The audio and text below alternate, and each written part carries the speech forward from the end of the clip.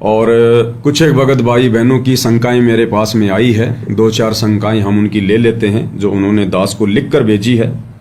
हो सकता है इस प्रकार की समस्या शंकाएं अन्य भगत भाई बहनों की भी हों और उन शंकाओं के चलते वो सही प्रकार से निश्चिंत होकर भक्ति ना कर पा रहे हों, और भक्ति शंका रहित होकर ना कर पाना भाई और बहनों अपने आप में एक बहुत बड़ी समस्या है। और गुरुदेव भगवान तो यही चाहते हैं कि हम आत्माएं बिल्कुल निसंशय होकर भक्ति मार्ग पर आगे बढ़ें। सतसाई भगत जी, मेरा नाम किशन दास है। मुझसे एक गलती हो गई थी। नामदान लेने के बाद मैंने पोर्न वीडियो देखकर मास्टरबेशन कर दिया था। क्या इसमें मेरा नाम खंड हो जाएगा?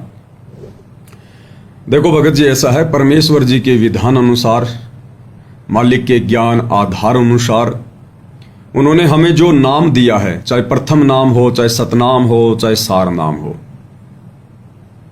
नाम कभी भी खंड नहीं होता है। साहिब का नाम अखंड है और सकल सब खंड। इस परमेश्वर ने अपने शब्द से, अपने नाम से ही पूरी सृष्टि को रचा है। ये खंड पिंड और ब्रह्मांड रचे हैं परमेश्वर जी ने। इनका नाम अखंड है भगत जी। हम 2 कोटि के जीवों की क्या औकात जो हम परमेश्वर के नाम को खंड कर दें। इनके नाम को तो ब्रह्मा विष्णु महेश काल और अक्षर पुरुष भी खंड नहीं कर सकता। तो नाम भगत जी कभी खंड नहीं होता है।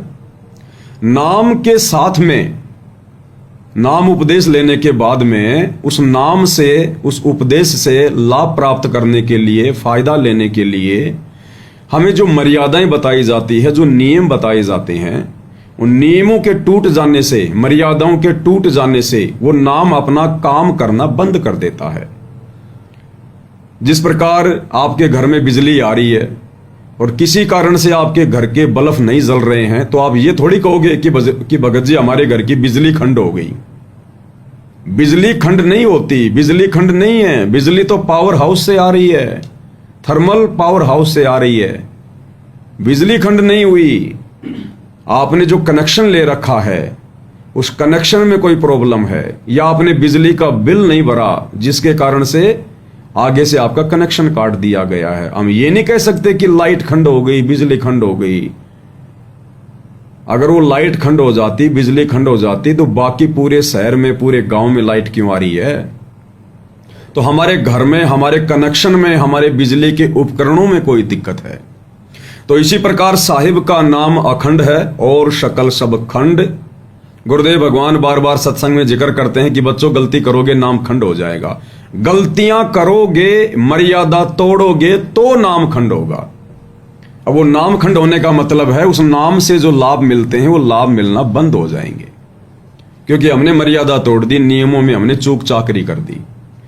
साहिब के दरबार में कमी काहे की नाय, हंसा मोज ना पावता तेरी चूक चाकरी माई।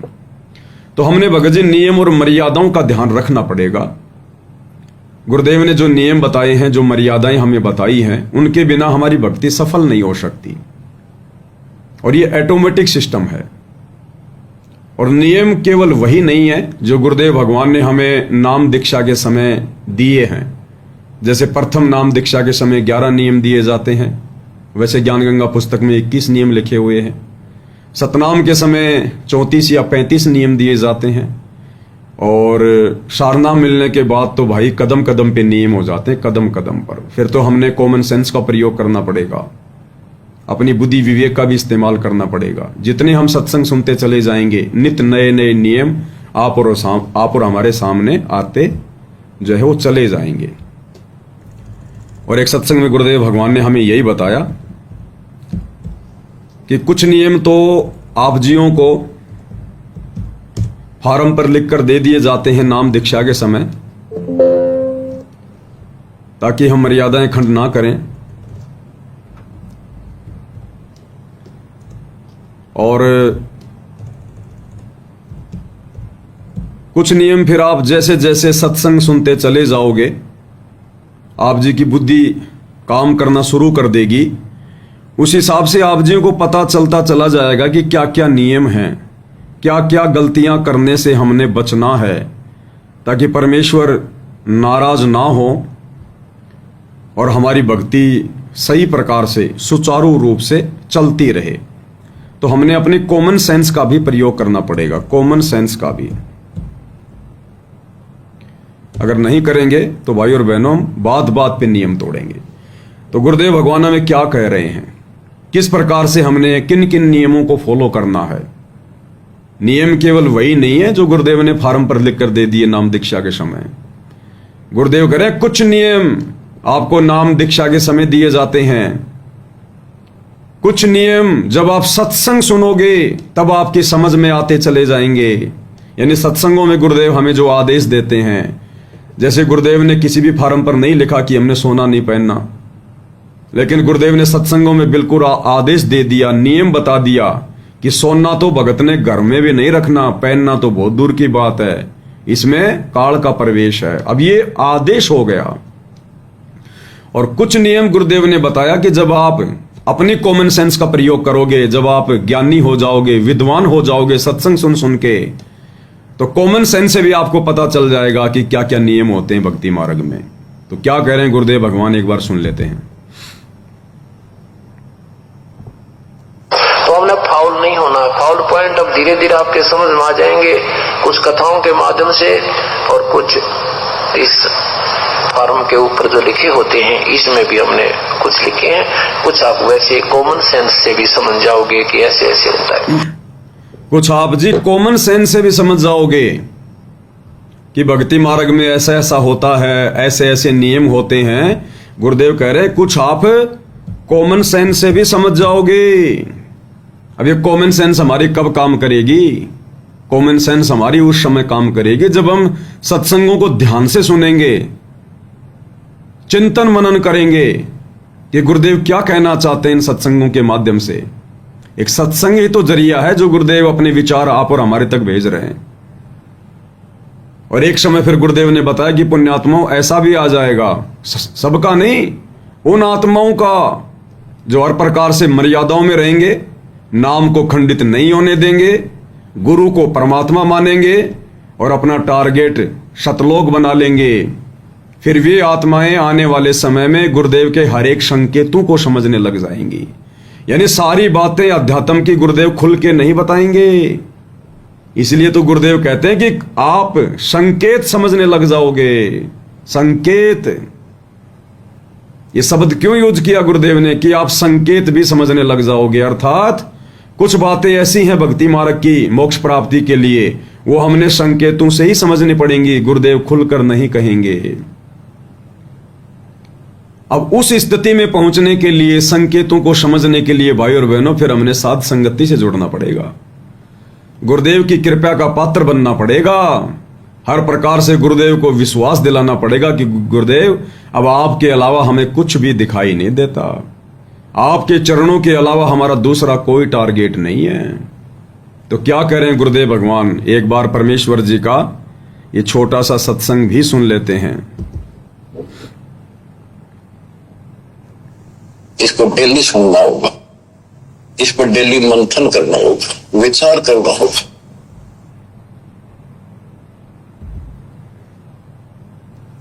यानी कुछ देर भी पूरे संत की संगत में आ जा तो ऐसी गजब की बातें बताते हैं वो, क्योंकि संत तो बैठते मालिक की चर्चा करेगा, ऐसी बात का अगर तो अगले के खटके, क्योंकि संत तो बैठते ही मालिक की चर्चा करेगा। संतों के, भक्तों के गुरुदेव ने क्या लक्षण बताए कि अपने भगत भाई बहनों के बीच में बैठते ही मालिक की चर्चा करेगा और ऐसी ऐसी बातें बताएगा जो कालजे में जाके चोट करेंगी, खटकेंगी हृदय में। और इन आश्रमों में क्या हो रहा है, बैठते ही राजनीति की चर्चा। अरे भगत जी बसें आ गई, चल रहे हो क्या परशुराम की जयंती में? अरे भगत जी, अरे यहां तो 2 दिन हो गए अपने को कबीर प्रकट दिवस पर, बोर हो गए, चलो चलो सिरसा में नकली कबीर पंथी कबीर जी को जन्म लियो अवमान कर जयंती मना रहे हैं, चलो चलो हरियाणा रोडवेज की बसें आ गई। अरे भगत जी, अरे तुम किसको वोट दे रहे हो? अरे गुरुजी ने तो बीजेपी को वोट देने के लिए कहा है, कांग्रेस को मत दे देना भगत जी, हाँ देख लेना बीजेपी वाले जीतेंगे। हैं, दुनिया भर की बकवादें इन आश्रमों में, सड़ी गली राजनीति की बातें, भक्ति का कोई नामो निशान नहीं वहां पर। तो गुरुदेव के वचनों के अनुसार ये लोग कहां चल रहे हैं? गुरुदेव तो कह रहे हैं संत जहां भी बैठेगा केवल भगवान की चर्चा करेगा, परमात्मा की चर्चा करेगा। और गुरुदेव कहते हैं बच्चों फिर एक दिन ऐसा भी आएगा तुम संकेत समझने लग जाओगे। संकेत कि जो परमात्मा के अंश होते हैं वो तो संकेत समझने लग जाते हैं। संकेत यानी कुछ देर भी पूरे संत की संगत में आ जा तो ऐसी गजब की बातें बताते हैं वो, क्योंकि संत तो बैठते मान की चर्चा करेगा, ऐसी बात का अगर दो अगले के खटके तो अवश्य आत्मा पकड़ जाती है। जो कोयल के बच्चे होते हैं अपनी माँ की बोली तुरंत समझ जाते हैं, एक बार बोलते ही कान खड़े हो जाते हैं उनके, दूसरे बोल पड़ती है तो उठ कर चल पड़ते हैं। इसी प्रकार तो परमात्मा के हंस होते हैं, वो पूर्ण संत की सत्संग को संकेतों को समझना शुरू कर देते हैं। इसी प्रकार जो परमात्मा के हंस होते हैं, एक होता कौवा, एक होता हंस। हंस परमात्मा उसी भगत को कहते हैं जो हर प्रकार से निर्विकार हो जाता है, अपने गुरु को ही परमात्मा के रूप में हृदय से स्वीकार कर लेता है, जिसको इस नश्वर संसार की वास्तविकता का पता चल जाता है, जो अपना एकमात्र टारगेट सतलोक बना लेता है, मुक्ति बना लेता है। उसके ऊपर फिर गुरु की रजा हो जाती है, गुरु अपनी मेहर उसके प्रति छोड़ना शुरू कर देता है, उसको ग्रेस मार्ग देना शुरू कर देता है, उसकी तरफ विशेष ध्यान देना शुरू कर देता है, उसका ज्ञान योग खोल देता है। उसके बाद वो अपने गुरु के संकेतों को समझने लग जाता है। अब इसी बात को लेकर तो भाई और बहनों इन आश्रम वालों का, हम सत्सेवकों का विरोधाभास है, क्योंकि हमारी स्थिति गुरुदेव के आशीर्वाद से वहां पहुंच गई कि हम गुरुदेव के संकेतों को समझने लग गए। गुरुदेव अपना आशीर्वाद देकर हमें अपने संकेतों को समझा देते हैं। और ये लोग अभी वो पहली क्लास के बच्चे की तरह, भले उनको सार नाम मिल गया, सार शब्द मिल ले लिया इन लोगों ने, लेकिन उनकी बुद्धि अभी प्रथम कक्षा के बच्चे की तरह है। वो तो नॉर्मल सत्संगों को ही नहीं समझ रहे, संकेतों को भला कैसे समझेंगे। इसलिए वो साथ संगति के विचारों का विरोध करते हैं, क्योंकि ये बहुत आगे की बातें हैं, अगम की बातें हैं। साथ संगति की इन बातों को समझने के लिए, गुरुदेव के संकेतों को समझने के लिए तो हमारे को गुरु की रजा चाहिए। भगत पूर्णतया मर्यादा में होना चाहिए, गुरु मुखी होना चाहिए, राजनेताओं के नहीं। भगत ने अपने सतगुरु के चरण चाटने चाहिए, तब जाकर ये संकेत समझ में आएंगे। तो जो भगत जी का सवाल है, भगत जी ने जो कहा है कि भगत जी, सतसाहिब जी मेरा नाम किशन दास है, मुझसे गलती हो गई थी, नामदान लेने के बाद मैंने पोरन वीडियो देखकर मास्टरबेशन कर दिया था, क्या इससे मेरा नाम खंड हो जाएगा? तो नाम तो खंड होता नहीं भगत जी, लेकिन मर्यादाएं खंडित होने से फिर गुरु जी का आशीर्वाद भगत के सिर से हट जाता है, यानी नाम फिर अपना काम करना बंद कर देगा। इसलिए गुरुदेव ने इसको नाम खंड की संज्ञा दी है। अब ये क्या होता है भगत जी? देखो, भक्ति की शुरुआत में, क्योंकि देखो आपकी युवा अवस्था है और ये जो 15 साल से लेकर जो ये 25-30 साल तक का जो समय होता है भगत जी, ये काल प्रेरणा से हमारे शरीर में बहुत सारे हार्मोन्स वगैरह स्रावित होते हैं। थोड़ी बहुत विज्ञान हम भी पढ़ा करते थे, जब पढ़ा करते थे तो हमारे शरीर में बहुत सारे बदलाव आने शुरू हो जाते हैं। और युवा अवस्था होती है, काल सिर पर बैठा होता है, जैसे परमात्मा कहते हैं ना कि जवानी के होती जात नहीं, कोई मिला भजन का साथ नहीं, और मेरी सुन्नी तीसी मात नहीं, जिसने बेटा भगत बनाया है।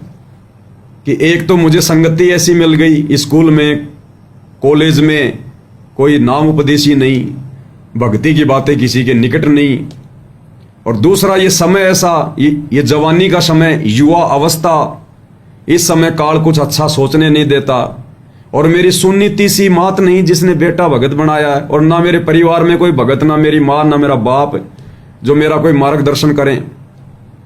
तो इस कारण से फिर काल का दाव लग जाता भगत जी। लेकिन होगा क्या, इन चीजों से बचने के लिए हमने गुरुदेव के ज्ञान को आधार बनाना पड़ेगा, परमात्मा जी के सत्संगों को थोड़ी गहनता से सुनना पड़ेगा, समझना पड़ेगा। ये छोटी छोटी जो गलतियां हैं भगत जी, ये हमारे शरीर के लिए भी नुकसानदायक हैं और आध्यात्मिक रूप से भी ये परमेश्वर को नाराज करती हैं। और जब हमें ज्ञान समझ में आ जाएगा भगत जी, तो उसके बाद फिर हमारा टारगेट एक ही बन जाएगा कि भाई झूठे सुख को सुख कहें, ये मान रहा मन मोद, सकल चबीना काल का ये कुछ मुख में कुछ गोद। परमात्मा तो हमें सतभक्ति मंत्र देकर काल का ऋण उतरवाना चाहते हैं, जिस ऋण के नीचे हम युगों युगों से दबे पड़े हैं। और ये काल क्या चाहेगा? ये तो उल्टी शिक्षा देगा। ये काल हमें इस प्रकार की गंदी आदतों में डालकर, हमें इस प्रकार की गंदी और घटिया आदतों में डालकर हमें ऋणी बनाना चाहता है, हमें अपने कर्जे में दबा के रहना चाहता है। गुरुदेव ने तो हमें प्रथम मंत्र दिया, उसमें हमें ब्रह्मा और सावित्री का जो मंत्र दिया, उस मंत्र से हमारा ऋण उतरेगा उसका, क्योंकि ब्रह्मा जी रजोगुण के देवता हैं, रजोगुण के स्वामी हैं। उनका भार हमारे पर चढ़ा हुआ युगों युगों से। हम लोगों ने न जाने कितने कुकर्म किए हैं, ब्याह शादी करके कितने बच्चे पैदा कर दिए, कितना हमने अपने शरीर से पदार्थ बाहर निकाल दिया, हम उसके ऋणी बने हुए हैं। अब गुरुदेव ने हमें उसका ऋण उतारने का मंत्र दे दिया उस प्रथम मंत्र में, तो हमने तो उसका ऋण उतारना चाहिए, ना कि वापस हमने मास्टरबेशन करके, हस्त मैथुन करके, ऐसी घटिया आदतों को अंजाम देके, ना कि हमने उसको ऋण को और ज्यादा अपने ऊपर जो है वो चढ़ाना चाहिए। बताओ फिर हम कैसे उसके ऋण मुक्त होंगे? एक तरफ तो हम ब्रह्मा सावित्री जी का मंत्र जाप कर रहे हैं कि हमारे ऊपर इसका ऋण है वो उतरे, और दूसरी तरफ हम इस प्रकार की घटिया आदतों में पड़े हुए हैं। तो बताओ फिर ऋण उतरेगा कैसे? हमारी उधार चूकता होगी कैसे? ये हमें छोड़ेगा कैसे? नो ड्यू सर्टिफिकेट देगा कैसे? तो ये सारी चीजें भगत जी ज्ञान को आधार बनाकर ही हमने विचार करना पड़ेगा। और देखो, थोड़ी बहुत दृढ़ता भगत जी आप और हमने भी लानी पड़ेगी। अगर सब कुछ हम गुरुदेव भगवान के ऊपर ही छोड़ देंगे तो भी बात बिगड़ जाएगी, क्योंकि गुरुदेव तो हमारे भरोसे बैठे हैं कि मैंने तो मेरे बच्चों को ज्ञान दे दिया, नाम दे दिया, सही गलत की जानकारी दे दी, और फिर हमारे को मनुष्य शरीर प्राप्त है, ऊपर से गुरुदेव ने तत्व ज्ञान दे दिया। हम जानवर थोड़ी हैं जो परमात्मा गले में रस्सी डालकर पीछे से डंडा मारकर ही सारा काम करवाएंगे। हम मनुष्य योनि में हैं। सभी योनियों में सर्वश्रेष्ठ हमारे को बुद्धि मिलती है, उससे भी ऊपर गुरुदेव ने अपना तत्व ज्ञान दे दिया, काल के झंझट से परिचित करवा दिया। अब आप और हमने भगत जी फिर विचार तो करना पड़ेगा, तो थोड़ी सी हिम्मत हमने भी दिखानी पड़ेगी। और परमात्मा से प्रार्थना करो भगत जी, प्रार्थना में बहुत बड़ी शक्ति है। मालिक चाहता है कि मेरे बच्चे मेरे आगे रोएं, गिड़गिड़ाएं, और हमने हृदय से उस चीज को छोड़ने का मानस बनाना पड़ेगा। देखो, फॉर्मेलिटी करेंगे तो परमात्मा अंतर्यामी है, नकलीपना उनके सामने नहीं चलेगा भगत जी, वो तो अंदर तक की जानने वाला है। तो सबसे पहले तो आप और हमने, हमारे अंदर एक थोड़ा रिपेंट होना चाहिए, ये पश्चाताप होना चाहिए कि ये परमात्मा मेरी ये गंदी आदत छूटे। और फिर हमने गुरुदेव भगवान के आगे जो है विशेष तौर पर हृदय से हमने उनसे प्रार्थना करनी पड़ेगी।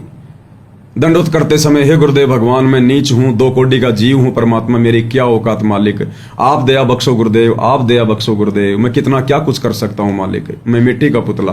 अपने आप को बिल्कुल नीचे गिरा दो गुरुदेव के चरणों में, दास आधीन, बिल्कुल मिट्टी और भक्ति।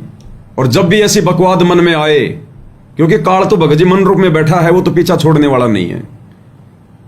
जब तक उसका प्रभाव है मन का, वो तो भाई बार बार उन्हीं चीजों की प्रेरणा करेगा, क्योंकि उसकी खुराक है, वो उसकी खुराक है भाई। दारू पीने वाला तो दारू के ठेके पर जाकर शराब ही मांगेगा। तो काल की खुराक तो विषय वासना है ना, ये मैल खाता हमारे गंदे विचारों का मैल खाता है। तो वो तो बार बार अपनी खुराक के लिए हमारे अंदर प्रेरणा करेगा। उसने मन छोड़ रखा अपना एजेंट, वो तो बार बार प्रेरणा करेगा, फिर से आपको तैयार कर देगा उस गंदी आदत के लिए। और हम यदि उसका साथ देंगे हर बार बार, तो फिर बात बिगड़ती चली जाएगी। तो ऐसे समय में जब ऐसी कुप्रेरणा हमारे अंदर उठे, तो बार बार अंदर ही अंदर गुरुदेव भगवान से, परमात्मा दया करो, हे मालिक दया करो, आप ही बचाओगे परमात्मा। और फिर उस समय या तो गुरुदेव के सत्संग सुनना शुरू कर दो। जैसे आप सत्संग सुनना शुरू करोगे, 2, 4, 5, 10 मिनट तो वो मन अपनी बकवाद करेगा, लेकिन फिर धीरे धीरे जब हम सत्संग सुनेंगे तो 20-15 मिनट के बाद में फिर वो धीरे धीरे उसका प्रभाव डाउन हो जाएगा। या गुरुदेव का सुमरण शुरू कर दो, ना चाहते हुए भी अपना। यानी हमने धीरे धीरे उस गंदी आदत से, काल प्रेरणा से ध्यान को डाइवर्ट करना पड़ेगा। और डाइवर्ट करके कहां लगाएंगे? परमात्मा की भक्ति, सुमरण, सत्संग, उनके चिंतन मनन, या अपने किसी भगत भाई से बातें शुरू कर दो, कोई परमात्मा की कोई चर्चा शुरू कर दो, भक्तों का कोई इंटरव्यू सुनना शुरू कर दो, परमात्मा की कोई पुस्तक सुनना शुरू कर दो, उसको जो है वो पढ़ना शुरू कर दो। यानी हमने ध्यान को डाइवर्ट करना पड़ेगा, हमने उसको मौका नहीं देना है। और गुरुदेव से प्रार्थना भी करते रहो। तो धीरे धीरे धीरे धीरे भगत जी जब उसको ये लगेगा कि अब ये मेरी बातें नहीं सुनने वाला, नहीं मानने वाला, फिर मन भी धीरे धीरे जो है वो दुखी करना, वो परेशान करना बंद कर देता धीरे धीरे। और गुरुदेव भगवान ने फिर हमें क्या बताया ज्ञान गंगा पुस्तक में, क्योंकि फिर ज्ञान को आधार बनाकर भी हमने बहुत ज्यादा सावधानी बरतनी पड़ेगी, हमने बहुत ज्यादा निर्णय लेने पड़ेंगे, क्योंकि ज्ञान गुरुदेव भगवान ने हमें इसीलिए तो दिया है। ये ज्ञान गुरुदेव ने हमें इसीलिए दिया है कि हम इस ज्ञान को आधार बनाएं, थोड़ा चिंतन मनन करें, हमें गुरुदेव के कहे अनुसार चलना पड़ेगा, तब धीरे धीरे काल का प्रभाव आप और हमारे से दूर हटेगा। तो ये ज्ञान गंगा पुस्तक का जो भूमिका है उसका पेज नंबर 5 है, और इसमें गुरुदेव ने लिखा है कि दुराचार करना कितना पाप है। दुराचार क्या होता है भगत जी? दुराचार होता है व्यर्थ में जो है संभोग करना, व्यर्थ में शारीरिक संबंध बनाना, वो चाहे खुद की पत्नी के साथ हो या चाहे किसी अन्य औरत के साथ में हो, उसको कहते हैं दुराचार। गुरुदेव कह रहे हैं दुराचार करना कितना पाप है। पर द्वारा स्त्री का खोले 70 जन्म अंधा हो डोले। पर द्वारा स्त्री का खोले, यानी अगर आप शादीशुदा हैं या शादीशुदा नहीं हैं, और यदि आप किसी गैर औरत के साथ में आपकी शादी हुए बिना, रमेणी हुए बिना, यदि आप किसी अन्य औरत के साथ में शारीरिक संबंध बनाते हैं तो भगत जी वो दुराचार की श्रेणी में आता है, व्यभिचार की श्रेणी में आता है। ना उसको परमात्मा मान्यता देता, ना उसको समाज मान्यता देता है। तो कहते हैं ऐसा जो व्यक्ति होता है 70 जन्म वो अंधा हो डोले। लगातार ऐसे व्यक्ति को जो दुराचार करता है, व्यभिचार करता है, उसको लगातार 70 जन्म अंधे के प्राप्त होते हैं। चाहे वो मनुष्य बनकर अंधा हो, चाहे गधा बन के अंधा हो, चाहे कुत्ता बन के अंधा हो, ऐसी उसकी दुर्गति होती है। फिर पूज्य कबीर परमेश्वर जी ने बताया है कि जो व्यक्ति किसी पर स्त्री के साथ दुष्कर्म करता है तो वह 70 जन्म अंधे का जीवन भोगता है। बुद्धिमान व्यक्ति ऐसी आफत कभी मोल नहीं लेता, मूर्ख ही ऐसा कार्य करता है। जैसे आग में हाथ डालने का अर्थ मौत मोल लेना। जैसे कोई व्यक्ति किसी अन्य के खेत में बीज डालता है तो वह महामूर्ख व्यक्ति है। दूसरे के खेत में अपना बहुमूल्य बीज डालना, गुरुदेव ने कहा कि यह कोई बुद्धिमता नहीं है। बीज से एक नई फसल तैयार होती है और बीज को किसान बहुत संभाल के रखता है, और जब बीज बीजने का समय आए और उस बीज को यदि वो कुर्डियों पे डाल के आ जाए, गंदगी में, या फिर किसी दूसरे के खेत में डाल के आ जाए, तो उसको क्या मिलेगा मूर्ख को? उसके तो बीज का सत्यानाश हो गया। बुद्धिमान व्यक्ति ऐसा कभी नहीं कर सकता। वैश्यागमन को ऐसा जानो जैसे कुर्डियों पर गेहूं का बहुमूल्य बीज का थैला भरकर डाल आए। यह क्रिया बुद्धिमान व्यक्ति नहीं कर सकता। या तो महामूर्ख या शराबी, निर्लज अर्थात घंड व्यक्ति ही किया करता है। विचारणीय विषय है कि जो पदार्थ शरीर से नाश होते हुए आनंद का अनुभव कराता है, जो पदार्थ यानी हमारे शुक्राणु शारीरिक भोग करते समय या मास्टरबेशन करते समय, हस्त मैथुन करते समय, जो पदार्थ हमारे शरीर से बाहर निकलते समय कुछ क्षण के लिए ऐसे आनंद का जो है वो आनंद प्रदान करता है, आनंद महसूस होता है, वो पदार्थ, वो शुक्राणु यदि हमारे शरीर में रहे तो सोचो भाई और बहनों वो कितना आनंद देगा, कितना लाभ देगा। वो विचारणीय विषय है। जो पदार्थ शरीर से नाश होते हुए आनंद का अनुभव कराता है, यदि वह शरीर में सुरक्षित रखा जाए तो कितना आनंद देगा। और एक समय आएगा भाई और बहनों जब हम गुरुदेव के ज्ञान को आधार बनाकर इस क्रिया से दूर हट जाएंगे तो काल थोड़े बहुत दिन ही हमें दुखी करेगा, परेशान करेगा, या शोपन दोष के माध्यम से हमें जो है वो परेशान करेगा। फिर एक समय ऐसा आ जाएगा परमात्मा उन शुक्राणुओं को, उस पदार्थ को हमारे शरीर में ही रमाना शुरू कर देगा, समाना शुरू कर देगा। और उसके बाद देखना भाई और बहनों, हमारा शरीर फुर्तीला, दीर्घायु, लंबी आयु मिलेगी हमें। हमारे चेहरे पर नूर होगा, तेज होगा, क्योंकि वो सामान्य पदार्थ नहीं होता है। हम जो भी खाते हैं, पीते हैं, वो उसका रस होता है। और जब उसको हम अपने शरीर में रखेंगे, सुरक्षित रखेंगे, और परमेश्वर की इस भक्ति से फिर वो शुक्राणु, वो पदार्थ हमारे शरीर से बाहर नहीं निकलेगा। परमात्मा की फिर अपनी अलग ही व्यवस्था है। परमात्मा फिर उसको शरीर में ही रमाना शुरू कर देंगे। और फिर देखना परमेश्वर जी के आशीर्वाद से हमें भक्ति में उतना आनंद आएगा जितना आनंद हम उस पदार्थ को शरीर से बाहर निकालते समय जूठा लिया करते थे। विचारणीय विषय है कि जो पदार्थ शरीर में से नाश होते हुए आनंद का अनुभव कराता है, यदि वह शरीर में सुरक्षित रखा जाए तो कितना आनंद देगा। दीर्घायु यानी लंबी हमें आयु प्राप्त होगी, स्वस्थ शरीर, कोई रोग नहीं होगा, स्वस्थ मस्तिष्क, सूरवीरता एवं स्फूर्ति प्रदान करता है। कितने फायदे हैं। और छोटी सी गलती के कारण हम लोग कितना बड़ा नुकसान कर रहे हैं। अरे यदि हमारा मस्तिष्क स्वस्थ नहीं होगा, भक्ति क्या हम खाक करेंगे। शरीर हमारा स्वस्थ नहीं होगा, फुर्तीला नहीं होगा, स्फूर्ति नहीं होगी, भक्ति क्या हम खाक करेंगे। और वैसे भी 20 प्रकार की टेंशन बनी रहेगी, काल हमारी बुद्धि पे बैठा रहेगा क्योंकि बार बार हमसे वो गलतियां करवा रहा है। तो गुरुदेव कहते हैं विचारणीय विषय है कि जो पदार्थ शरीर से नाश होते हुए आनंद का अनुभव कराता है, यदि वह शरीर में सुरक्षित रखा जाए तो कितना आनंद देगा। इसलिए भाई और बहनों, गुरुदेव भगवान कहते हैं कि भाई अपने बच्चों को सुसंगति में डालना चाहिए। 3 साल के बच्चे को ही गुरुदेव से उपदेश दिलवा देना चाहिए, परमात्मा से जोड़ देना चाहिए। क्योंकि ये इस प्रकार की जो घटिया आदतें हैं भाई और बहनों, ये हस्त मैथुन की, ये मास्टरबेशन की, या अन्य जो है लड़कियों के प्रति कोई गंदी नजर वगैरह, ये बच्चा बचपन में उसकी जो युवा अवस्था होती है, और आजकल तो भाई और बहनों 8-10 साल के बाद में बच्चा सब कुछ समझने लग जाता है। फिर उसकी संगति पे निर्भर करेगा कि बच्चा किन लोगों की संगति कर रहा है, किन लोगों की कुसंगति में पड़ा हुआ है। और इसीलिए परमात्मा ने दास को प्रेरणा करके फिर ये मैसेज डलवाया कि भाई अपने बच्चों को 8वीं 10वीं पढ़ाओ, इससे ज्यादा ना पढ़ाओ। इससे ज्यादा वो पढ़ेगा तो पढ़ने का कोई मकसद तो है ही नहीं, क्योंकि नौकरी हमने लगाना नहीं, भगवान ने देनी है 2 टाइम की रोजी रोटी। भक्ति करेंगे तो देगा भगवान। वो जो बड़े बड़े जो नौकरशाह हैं, बड़े बड़े जो मंत्री हैं, संतरी हैं, IAS IPS अधिकारी हैं, उनको भी भक्ति के प्रतिफल में परमात्मा वो नौकरी दे रहा है, 2 टाइम के टूक दे रहा है। इस जन्म में नहीं तो किसी और जन्म में उन्होंने भक्ति की होगी, मिला उनको भक्ति से ही है। और हमारे बच्चे वर्तमान में बचपन से भक्ति पे लग गए तो परमात्मा क्यों नहीं देगा। जिस भगवान ने भजन दे दिया, क्या भोजन नहीं देगा? उसकी व्यवस्था तो परमात्मा पहले करके देगा।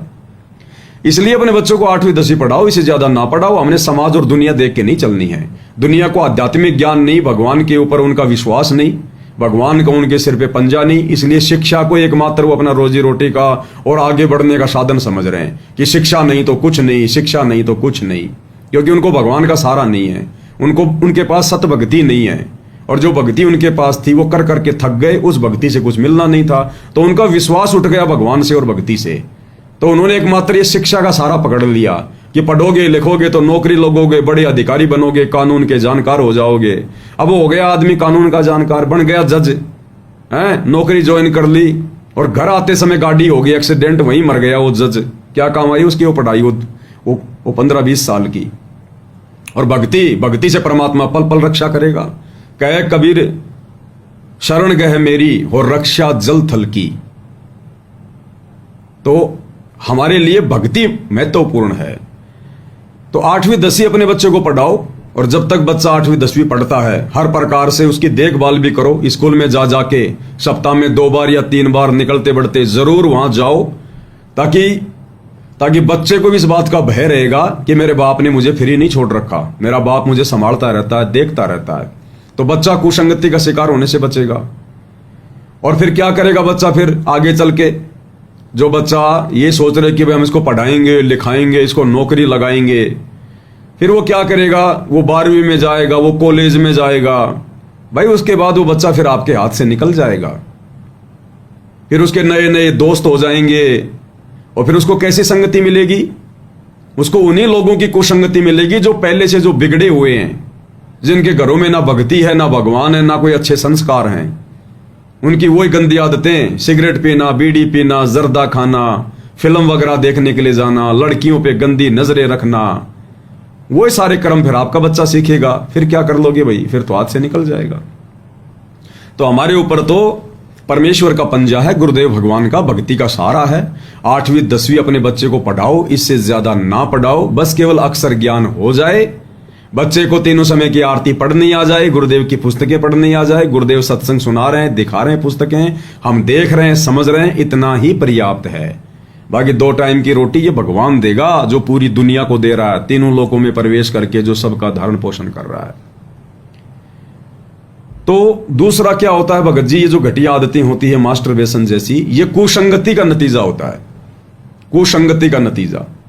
और आजकल सबसे बड़ी कुसंगति, आपको बाहर भी जाने की जरूरत नहीं है कुसंगति करने के लिए, गंदी आदतें सीखने के लिए। आजकल इस कालबली ने सबके हाथ में मोबाइल दे दिए, सबके हाथ में।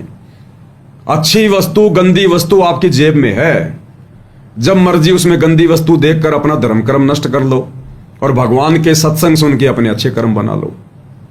तो अब ये गुरुदेव भगवान ने भी ज्यादा हमारे को पाबंदी नहीं दी है, सबके हाथों में मोबाइल दे दिए, परमात्मा ने विज्ञान को शिखर पे पहुंचा दिया। लेकिन साथ में गुरुदेव ने हमें सत्संग भी दिए हैं, ज्ञान भी दिया है।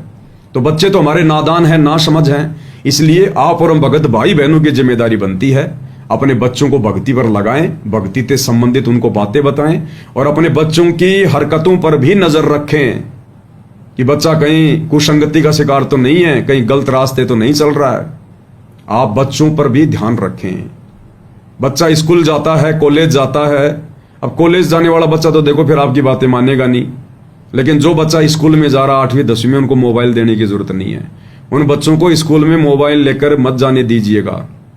वो आते जाते समय यही करेगा, लड़कियों के नंबर ले लेगा, लड़कों को नंबर देगा, दुनिया भर की बातें करेगा और काल सिर पे बैठा है। और भक्तों के बच्चों को तो फिर काल ज्यादा बिगाड़ने का प्रयास करेगा।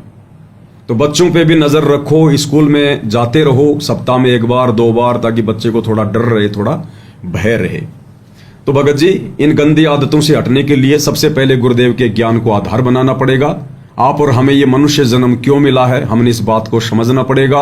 और हमारे गुरुदेव भगवान सतलोक के राजा क्यों हिसार जेल में बैठे हैं 12 साल से, असहनीय कष्ट क्यों भोग रहे हैं, 2 साल तक रोहतक की जेल में क्यों रहे, सिर्फ आप और हमें भगत बनाने के लिए, इन गंदी आदतों से हमें छुटकारा दिलाने के लिए, हमें इस काल के लोक से बाहर निकालने के लिए। तो हमने अपने गुरुदेव के मकसद को भी समझना पड़ेगा। हमने अपने गुरुदेव के उस मकसद को भी समझना पड़ेगा कि गुरुदेव भगवान किसके लिए दुख उठा रहे हैं, क्यों इतने संकट झेल रहे हैं, 12 साल से क्यों जेल में है मेरे पिता, हमारे लिए, हमारी आत्मा के कल्याण के लिए। तो फिर हमारी भी कुछ जिम्मेदारी बनती है भगत जी, हमने भी थोड़ा विचार करना पड़ेगा। फिर अगर हम गुरु से उपदेश लेकर काल की चाल में फंसते रहेंगे, काल की जो प्रेरणा है वो काल का आदेश होता है। सतगुरु का आदेश है भक्ति करना, नियमों में रहना, अच्छे कर्म करना, और काल की जो प्रेरणा होती है वो होती है काल का आदेश। तो बताओ फिर सतगुरु के भगत होकर हम काल के आदेश को क्यों फॉलो करेंगे? काल से तो हमारा 36 का आंकड़ा हो जाता है उसके बाद में। तो हमने अपनी संगति पर भी विचार करना पड़ेगा कि हम फालतू के लोगों के साथ में, आड़ोसी पड़ोसियों के साथ में, ऐसे ही जो गलत जो सोसाइटी के जो लड़के हैं, जो लड़कियां हैं, हम उनसे ज्यादा बातचीत ना करें। स्कूल जाते समय, कॉलेज जाते समय हम फालतू की यारी दोस्ती के चक्कर में ना पड़ें और अपना जो सिलेबस है जो पढ़ाई का, केवल उस तक सीमित रहें। बाकी अपने गुरुदेव के सत्संग सुने, उनके प्रवचन सुने। तो आप और हमने भी थोड़ी सी मेहनत करनी पड़ेगी, ज्ञान को आधार बनाकर थोड़ा विचार करना पड़ेगा, सोचना पड़ेगा। तो गुरुदेव कह रहे हैं, विचारणीय विषय है कि जो पदार्थ शरीर से नाश होते हुए आनंद का अनुभव कराता है, यदि वह शरीर में सुरक्षित रखा जाए तो कितना आनंद देगा। पहले साधु संत महात्मा वो इसीलिए तो ब्याह शादी नहीं किया करते थे कि अगर शरीर स्वस्थ रहेगा, मस्तिष्क जो है वो स्वस्थ रहेगा और लंबी उम्र होगी तो परमेश्वर की भक्ति ज्यादा से ज्यादा करेंगे, मन लगा के करेंगे, ध्यान लगा के करेंगे, निश्चिंत होके करेंगे। इस कारण से वो शादियां वादियां नहीं करवाया करते थे, केवल भक्ति के लिए। क्योंकि घर छोड़कर जंगलों में चले जाते थे तो जंगल में कोई शिकार करने थोड़ी जाते थे वो ऋषि महात्मा, केवल भक्ति के लिए उन्होंने इतनी कुर्बानियां दी, इतनी कुर्बानियां। और जो कुर्बानियां वो दे रहे थे वो सत भक्ति भी नहीं थी, उससे उनको कुछ मिलना भी नहीं था। और आप और हमें तो इस भक्ति से सब कुछ मिलेगा और सब कुछ मिल रहा है। और फिर भी हम छोटी मोटी अगर ये जो गंदी आदतें हैं अगर इनसे दूर नहीं हटेंगे, अगर इतनी भी हिम्मत हम अपने अंदर नहीं पैदा करेंगे, तो बताओ फिर हम कैसे भगत, फिर कैसे हमारी भक्ति बनेगी। और ऐसे ही ये काल इस भूल भुलैया में कलयुग की बिचली पीढ़ी का समय निकाल देगा भाई और बहनों। उसके बाद क्या, फिर करते रहना अपनी मन की इच्छा पूरी। आज दिन में 2 बार करते होगे मास्टरबेशन, 3 बार करते होगे, क्योंकि युवा शरीर है भाई और बहनों, बढ़िया खुराक खा रहे हो, हर 2 घंटे में काल फिर से वो पदार्थ शरीर में जमा कर देता है, फिर से अपनी प्रेरणा कर देगा कि आजा बेटा मेरी खुराक तैयार कर और मेरे मुंह में आने की कर तू तैयारी। फिर क्या होगा, हमारे जैसे कर्म यहां होंगे और काल के हत्थे चढ़ जाएंगे। अगले जन्म में फिर क्या करेगा काल, कुत्ता बनाएगा, अन्य जानवर बनाएगा। एक ही दिन में 20-20 बार करना फिर तुम शारीरिक संबंध बनाना, फिर जीवन बर्बाद कर देगा फिर हमारा।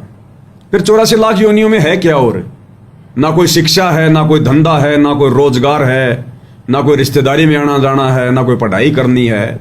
बस एक टूक के लिए सारा दिन दौड़ते रहो, आगे से खाते रहो, पीछे से निकालते रहो और ये शारीरिक संबंध बनाते रहो और अंत में मर जाओ। फिर ये काम होगा फिर हमारा। तो अब हमें थोड़ा विचार करना पड़ेगा। हम मनुष्य हैं और हमें परमेश्वर ने सद्बुद्धि दी है, ऊपर से अपना तत्व ज्ञान दिया है। ये इसीलिए दिया है कि अब हम थोड़ी हिम्मत करें।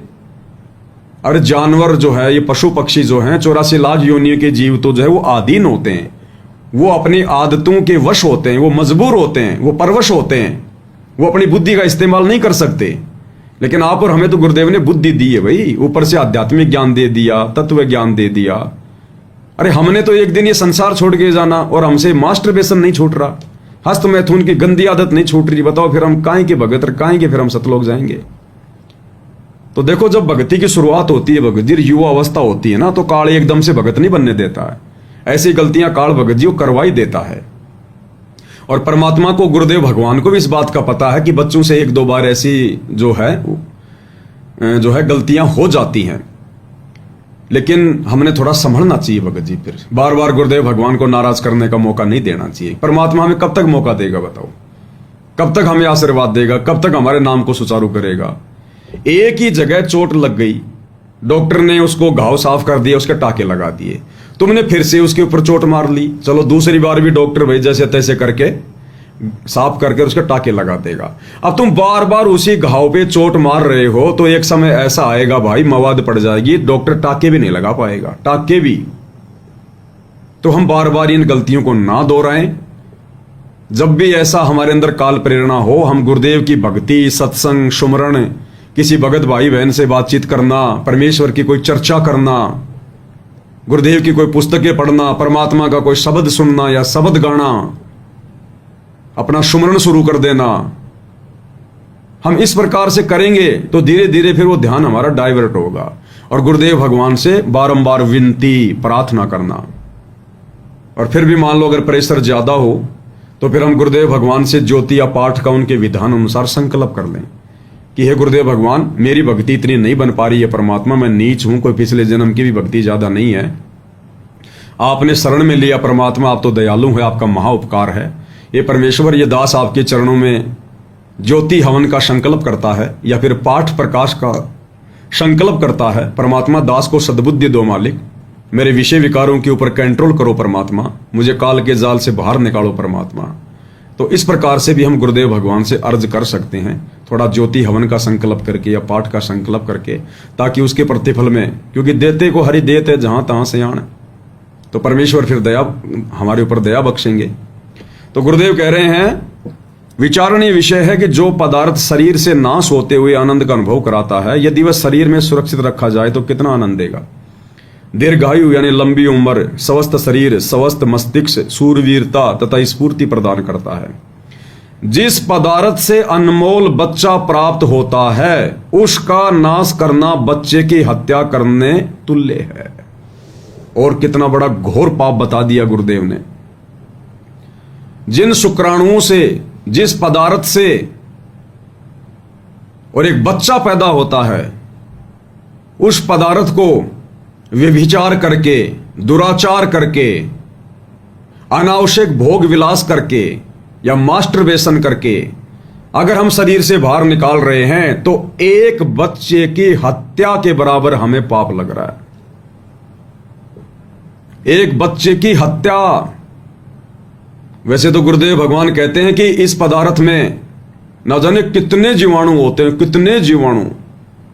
1 मिलीग्राम खून के अंदर लाखों और करोड़ों जीव होते हैं। आजकल तो साइंस भी ये प्रूव कर चुकी है। और शुक्राणु, उसका तो नाम ही शुक्राणु है। उसमें तो करोड़ों की संख्या में, अरबों की संख्या में जीव डाल रखे हैं काल में।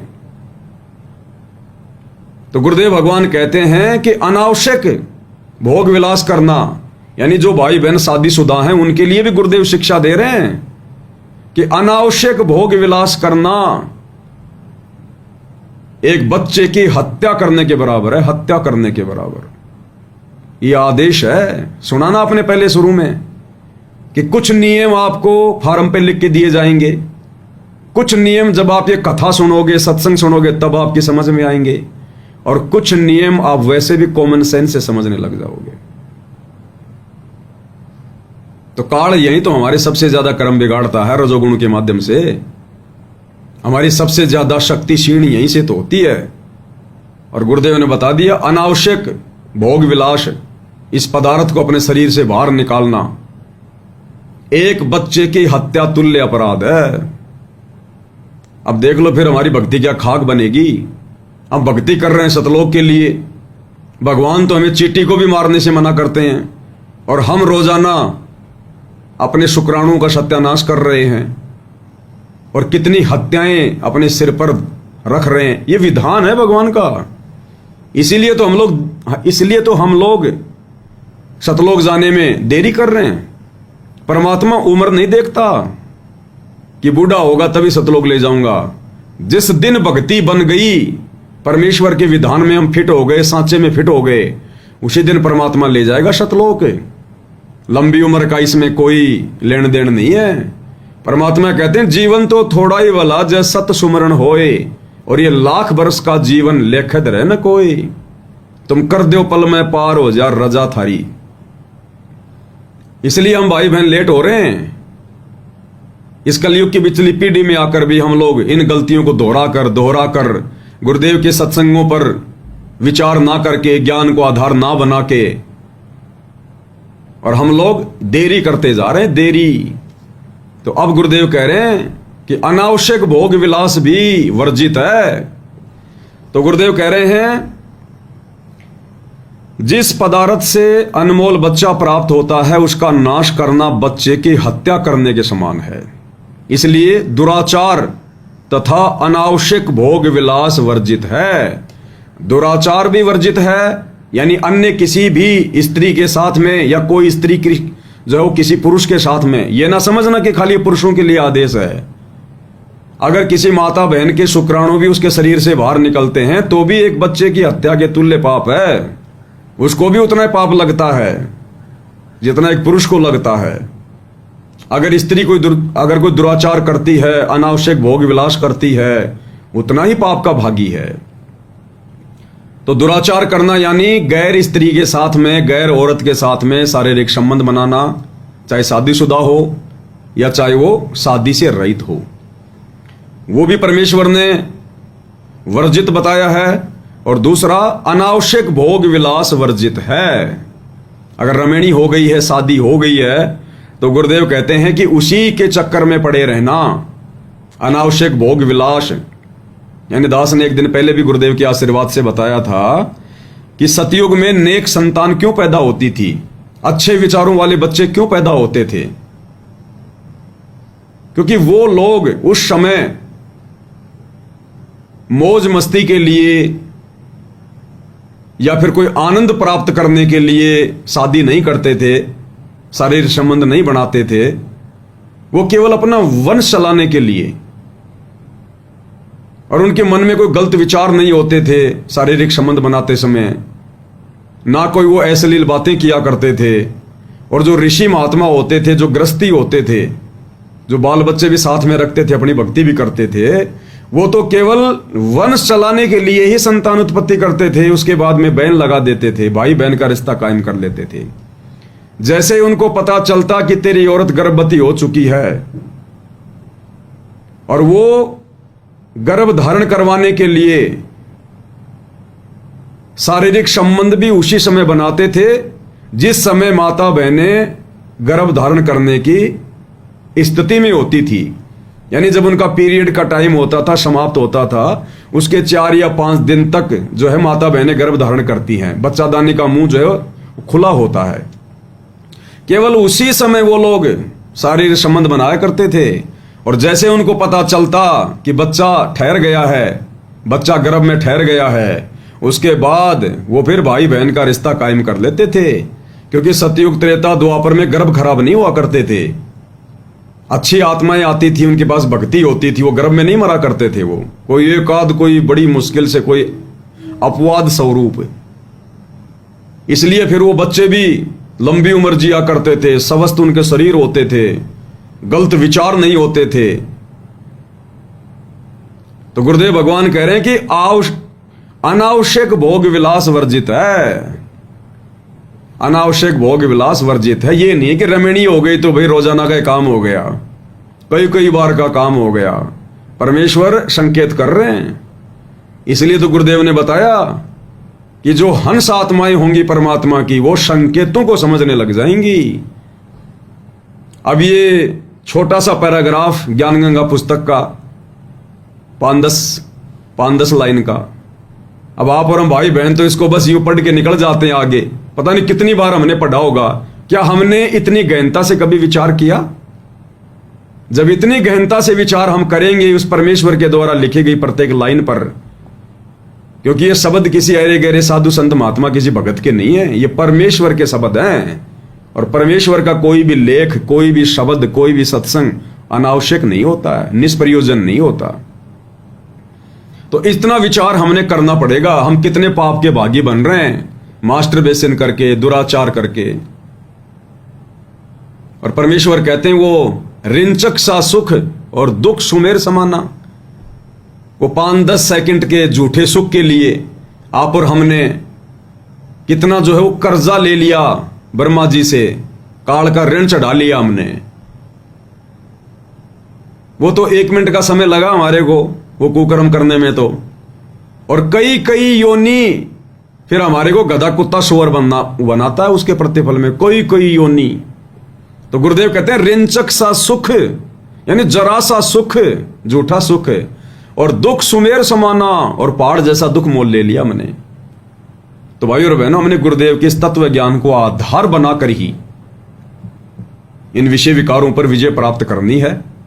और इसमें गुरुदेव का आशीर्वाद, गुरुदेव की रजा हमें विशेष चाहिएगी। उनकी रजा के बिना, उनकी मेहर के बिना, उनके ग्रेस मार्ग के बिना कुछ भी संभव नहीं है। अकेला ज्ञान ही हमें सहारा नहीं देगा।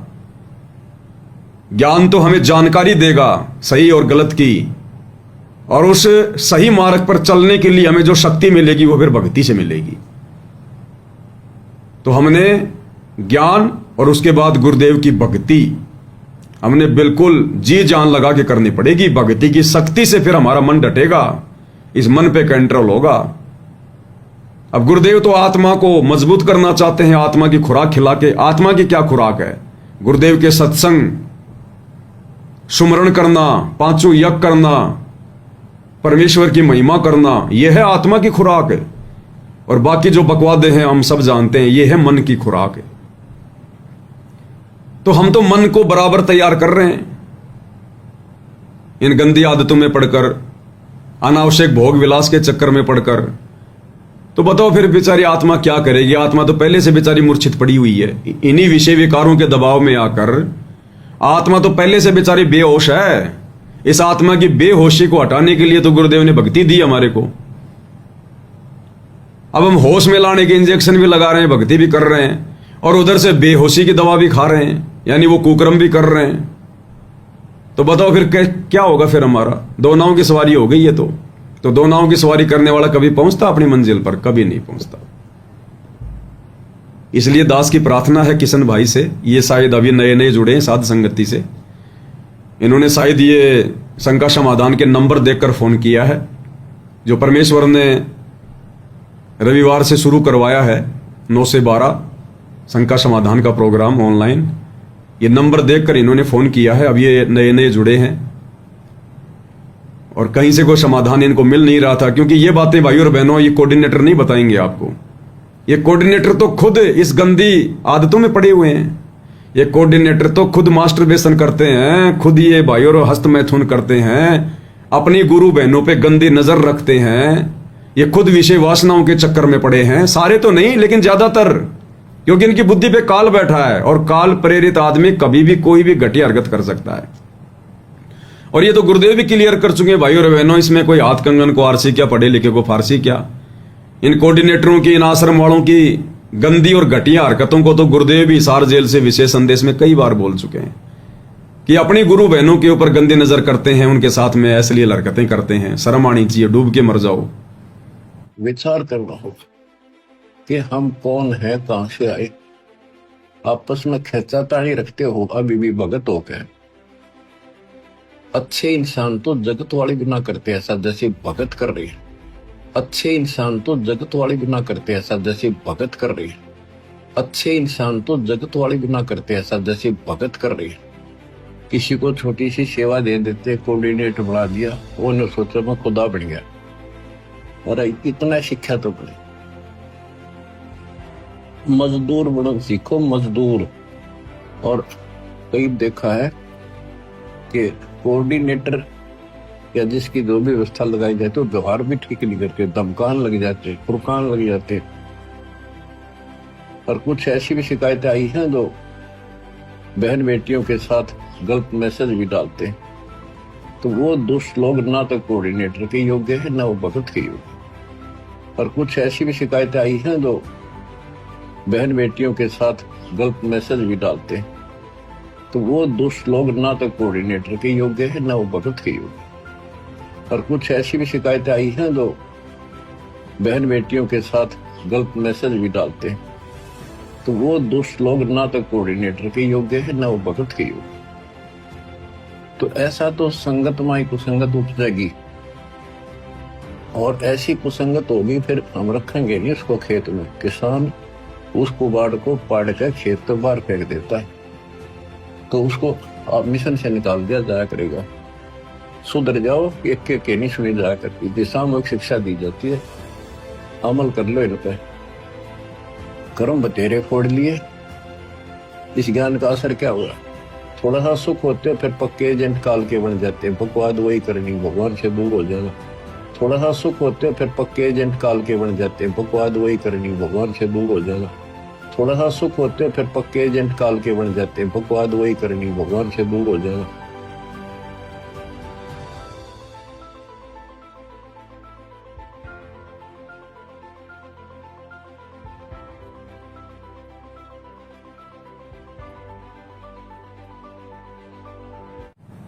तो ये बातें इन आश्रमों में नहीं मिलेंगी भाई और बहनों आप लोगों को। आश्रमों में तो काल की खुराक है, काल की खुराक है। वहां सत्संगतियां नहीं है, कोई ज्ञान चर्चा नहीं है। तो अब इस भाई से मेरी प्रार्थना है, मेरी विनती है, गुरुदेव ने जो भी दास से बुलवाया उस आधार से आपने दृढ़ होना पड़ेगा। और यदि आपने इन चीजों से छुटकारा प्राप्त करना है तो गुरुजी को प्रसन्न करना पड़ेगा। और गुरुजी को प्रसन्न करने के लिए भाई सबसे पहले तो आपसे जो भी गलतियां हो गई हैं आज से पहले, जितनी बार भी आपने इस गंदी हरकत के चलते गुरुदेव को नाराज किया है, आप गुरुदेव भगवान से हृदय से दंडवत करके क्षमा याचना मांगे। और आगे से परमात्मा के लिए जो है वो परमात्मा जी से हिम्मत मांगे, और कोई ज्योति वगैरह का गुरुदेव के विधान अनुसार संकल्प कर लें इस गंदी आदत से छुटकारा प्राप्त करने के लिए। और भाई साथ संगति से जुड़े रहें, अच्छे विचारों से जुड़े रहो, परमेश्वर की भक्ति को ज्यादा महत्व दो। फालतू के यार दोस्त रिश्तेदार इनसे दूर रहो, वहां पे केवल मन की खुराक है, बकवाद है। और आज के बाद इन आश्रमों में जाना, इन नामदान सेंटरों पे जाना बिल्कुल बंद कर दो। पीट करके भी मत सोना उधर जब तक गुरुदेव भगवान हिसार जेल से बाहर नहीं आ जाते। अन्यथा भाई और बहनों, आग में हाथ देकर कभी शीतलता महसूस नहीं होती। तो ये सतलोक आश्रम तो विषय वासनाओं के अड्डे हैं, यहां तो काल बैठा हुआ, काल।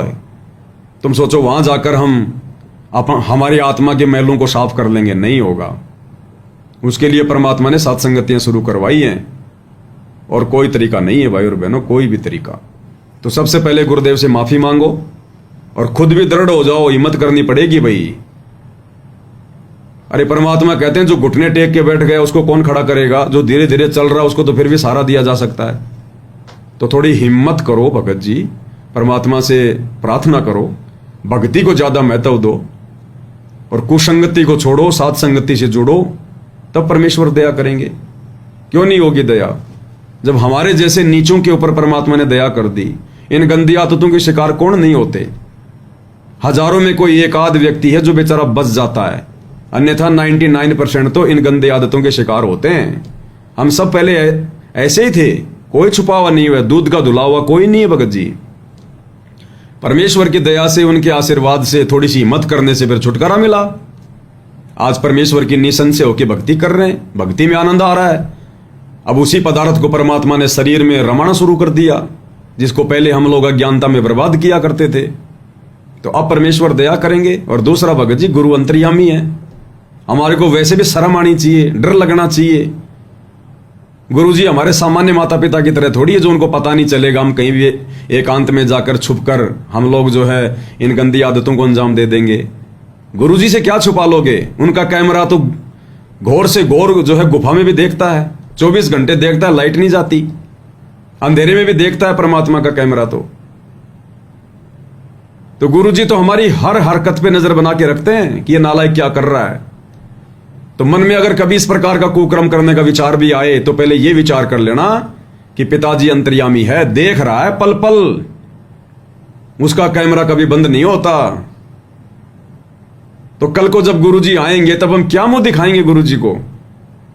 क्या मुंह लेकर हम गुरु जी के सामने जाएंगे उनका आशीर्वाद लेने के लिए? क्या मुंह लेकर जाएंगे? परमात्मा कहते हैं, क्या मुख ले विनती करूं और लाज आवती मोए, और तुम देखत अवगुण करूं मैं कैसे भाऊं तोय। कि परमात्मा क्या मुंह लेकर मैं आपके सामने खड़ा होऊंगा मैं कल को? क्या मुख ले विनती करूं, क्या मुंह लेकर कि कुकर्म तो मैं सारे कर रहा हूं और कह रहा हूं कि मैं भगत हूं। तो क्या मुख ले विनती करूं, लाज आवती मोए, शर्म आनी चाहिए। और तुम देखत अवगुण करूं कि हे परमात्मा, हे अंतर्यामी, आप सब कुछ देख रहे हो, 24 घंटे भगत पे आपकी नजर होती है और उसके बाद भी मैं अवगुण कर रहा हूं। तुम देखत अवगुण करूं फिर कैसे भाऊं तोय, फिर भला मैं कैसे आपको अच्छा लगूंगा? तो हमने ये सोचकर भी भगत जी, जो कि हकीकत है कि अंतर्यामी एक तुम, आत्म के आधार, जो तुम छोड़ो हाथ तो मुझे कौन उतारे पार। अरे प्रहलाद भगत को उसका बाप लाल खंबे से चिपकाने लगा तो भगवान सतलोक से नरसिंह रूप धारण करके क्यों आया? सेकंडों में वो सतलोक में बैठा बैठा देख रहा था ना, और जब देखा कि मेरे बच्चे को बिल्कुल ये मारने पे तुला है, तुरंत आगे प्रकट हो गए 1 सेकंड में। तो नजर बना के रखा हुआ था ना परमात्मा। मीराबाई को जहर पिलाया जा रहा था, परमात्मा ने क्यों उसको अमृत बना दिया? अगर उस पर ध्यान नहीं होता तो परमात्मा देख रहा था ना बैठा बैठा।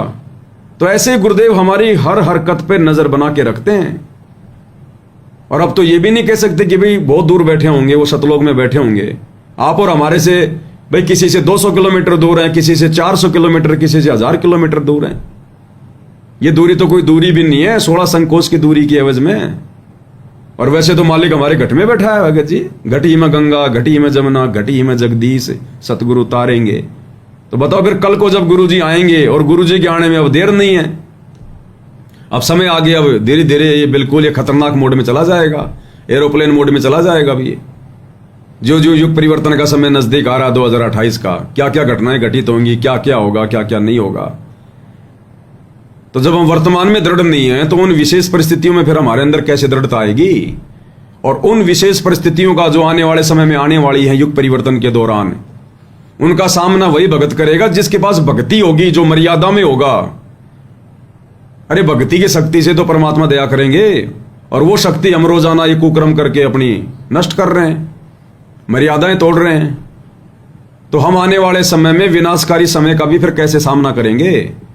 और ले दे के सामना भी हो गया तो जब गुरुदेव आएंगे तो क्या मुंह लेके जाएंगे फिर गुरुदेव के दर्शन करने के लिए?